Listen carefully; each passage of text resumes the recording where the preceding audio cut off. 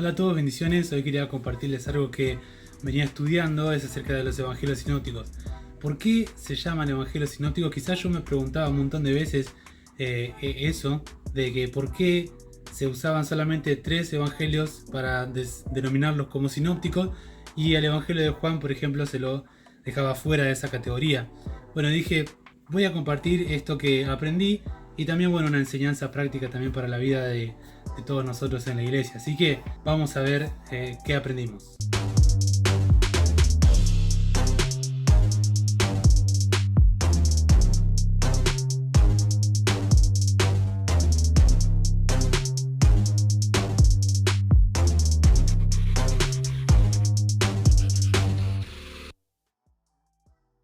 Bien, los evangelios sinópticos son 3: Mateos, Marcos y Lucas. En la Biblia, en el Nuevo Testamento, tenemos 4 evangelios. Tenemos Mateo, Marcos, Lucas y Juan. ¿Por qué a Juan se lo deja fuera de esta categoría? Bueno, básicamente se le dice a estos 3 primeros evangelios sinópticos porque la palabra sinóptico viene del griego, del original griego, que está compuesto de 2 palabras: sin, que quiere decir juntos, y ópticos, vista, digamos, ver. Y si lo unimos, básicamente dice ver juntos o ver en conjunto. Esto quiere decir que, por ejemplo, si agarramos los 3 evangelios, tanto Mateo, Marcos y Lucas, y lo ponemos en 3 columnas diferentes, podemos llegar a una comparación que puede ser muy enriquecedora para nuestro estudio bíblico. Que básicamente hay libros que se llaman Armonía de los Evangelios, que básicamente es eso, son 3 columnas y se los va poniendo en comparación para poder tener un relato mucho más completo de lo que es la vida, el ministerio de Jesús. Ahora, ¿por qué se lo deja afuera de esta categoría el Evangelio de Juan? Eso es porque las diferencias que hay entre sí. Por ejemplo, tenemos los evangelios sinópticos que hablan de la vida y el ministerio de Jesús en Galilea, y el Evangelio de Juan nos habla del ministerio de Jesús en Judea. Esa es una de las diferencias más básicas que tienen entre sí. Luego también, por ejemplo, tenemos las diferencias entre los mismos evangelios sinópticos, que es enriquecedor a la hora de hacer un estudio bíblico. Por ejemplo, tenemos el Evangelio de Mateo, que está dirigido a los judíos que eran cristianos y que quizás él quería edificarlos en el sentido de que ellos sepan que Jesús, y que terminen de convencerse de que Jesús era el Mesías prometido, el Rey prometido de todas las profecías del Antiguo Testamento. Es por eso que vamos a ver en el Evangelio de Mateo un montón de citas bíblicas del Antiguo Testamento. Por ejemplo, como dice la Escritura, tal cosa, como dice la Escritura, Jesús iba a padecer esto, el Mesías iba a padecer esto, el Mesías iba a hacer esto. Todo haciendo referencia a Jesús, diciéndole a los judíos: miren, Jesús es el Mesías prometido. Después tenemos el Evangelio de Marcos, que el propósito, digamos, lo destinatario del evangelista Marcos es más que nada a los gentiles, específicamente los romanos. Y la particularidad que tiene este evangelio es el que siempre se lo ve a Jesús en acción, siempre se lo ve diciendo y entonces, como que le da y entonces Jesús se levantó de repente e hizo tal cosa. Ese relato como que le da cierto dinamismo al evangelio, digamos, a la vida de Jesús, y lo muestra como el siervo sufriente. Si bien Mateo lo muestra como el rey prometido, el Mesías, el ungido, Marcos lo presenta como el siervo sufriente. Después tenemos a Lucas. Lucas tiene como afinidad llegar, si bien él dijo al principio del evangelio: oh excelentísimo Teófilo, que era el destinatario de esta recopilación de hechos, porque básicamente Lucas es un historiador y un médico. Él lo que hizo fue recopilar toda la información que tenía acerca de Jesús.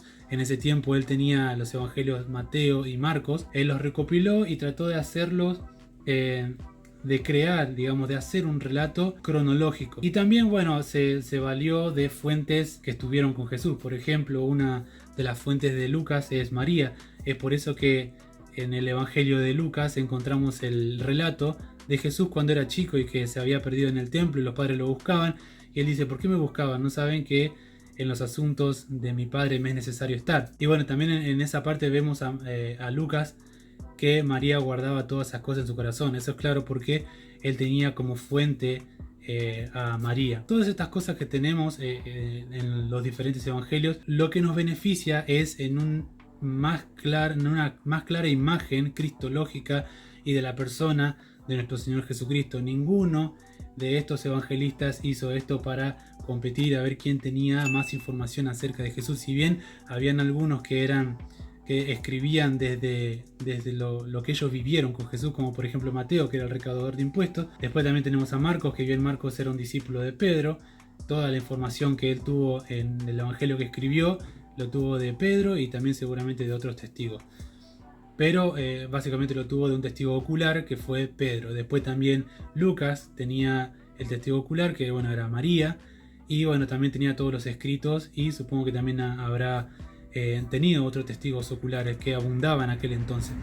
La fecha de los evangelios es, todas se dicen, los eruditos, los estudiosos dicen que se escribió antes del año 70 por el hecho de que ninguno hace mención de este gran acontecimiento que marcó la vida de Israel, marcó la historia de Israel, la destrucción de Jerusalén en el año 70. Es por eso que se le da las fechas antes del año 70.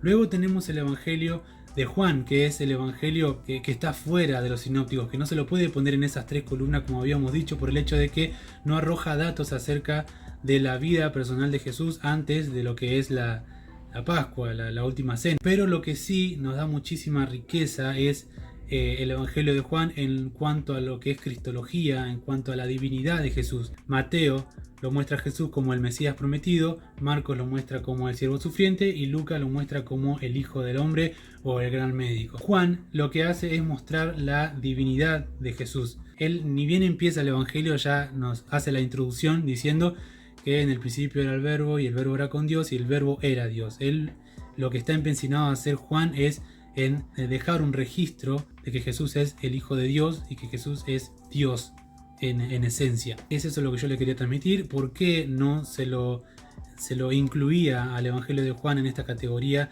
de evangelios sinópticos, donde están los otros tres, que son Marcos, Mateo y Lucas?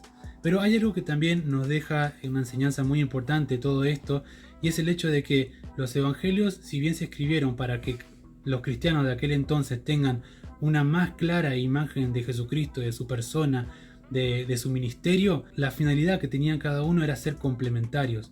Cada uno de los evangelios son complementarios a la vida de Jesús. No es una biografía, no son libros de historia, sino son libros que se escribieron con la finalidad de que los cristianos sean edificados al conocer más a el Señor Jesús. Y esto lo que nos deja como enseñanza a nosotros es: todas las cosas que hacemos están digamos, orientadas a que los demás conozcan más a Jesús. La verdad que podemos aprender un montón de los evangelistas, de estos evangelistas que escribieron acerca de la vida de Jesús. Ninguno tuvo la intención de pisarse, ninguno tuvo la intención de ser mayor que el otro, ninguno tuvo la intención de ser más famoso con sus escritos, sino que todos tenían una misma meta, y es edificar a la iglesia, que todos tengan una imagen más clara de Jesús. Y espero que esto también sea de enseñanza y muy importante para nosotros, que todas las cosas que hagamos en la iglesia sea para la edificación de los hermanos y para que todos tengan un conocimiento más pleno de la persona de Jesucristo, y así poder adorarlo no solo con la mente, sino con el corazón también, y con toda nuestra alma y con toda nuestra vida. Así que analicemos nuestro corazón para ver con qué intención hacemos las cosas que hacemos en la iglesia. Que el Señor los bendiga y nos vemos en el próximo video.